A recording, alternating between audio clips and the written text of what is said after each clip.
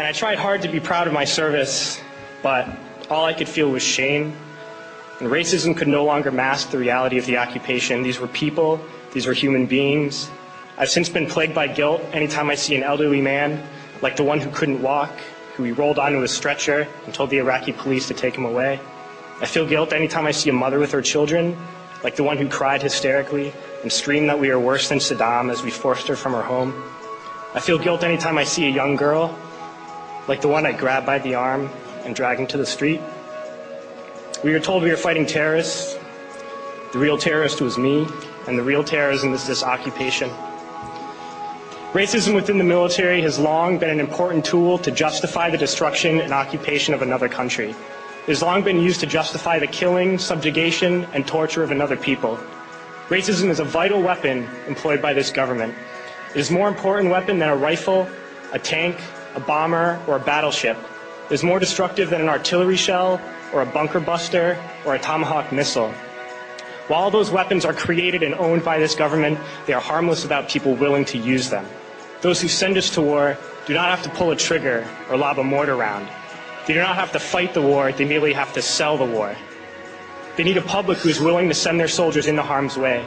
They need soldiers who are willing to kill and be killed without question.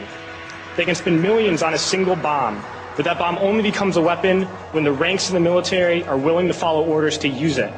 They can send every last soldier anywhere on earth, but there will only be a war if soldiers are willing to fight.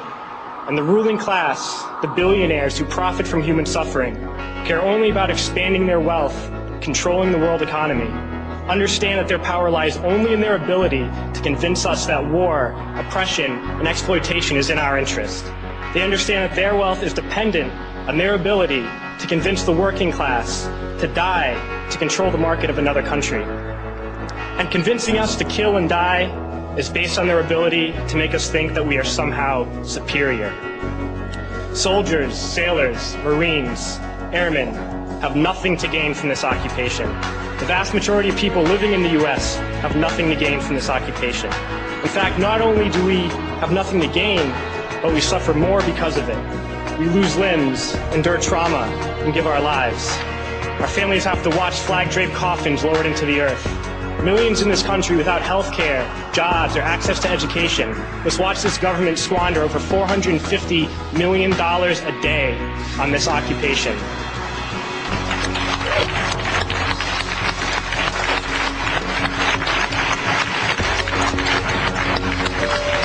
Poor and working people in this country are sent to kill poor and working people in another country to make the rich richer.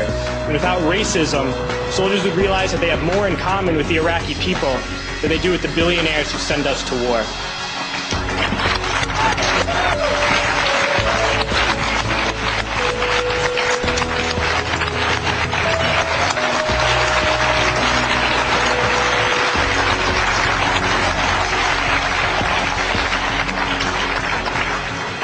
I threw families onto the street in Iraq, only to come home and find families thrown onto the street in this country, in this tragic and unnecessary foreclosure crisis. We need to wake up and realize that our real enemies are not in some distant land. They're not people whose names we don't know and cultures we don't understand. The enemy is people we know very well and people we can identify. The enemy is a system that wages war when it's profitable. The enemy is the CEOs who lay us off from our jobs when it's profitable. It's the insurance companies who deny us health care when it's profitable. It's the banks who take away our homes when it's profitable. Our enemy is not 5,000 miles away. They are right here at home. If we organize and fight with our sisters and brothers, we can stop this war, we can stop this government, and we can create a better world.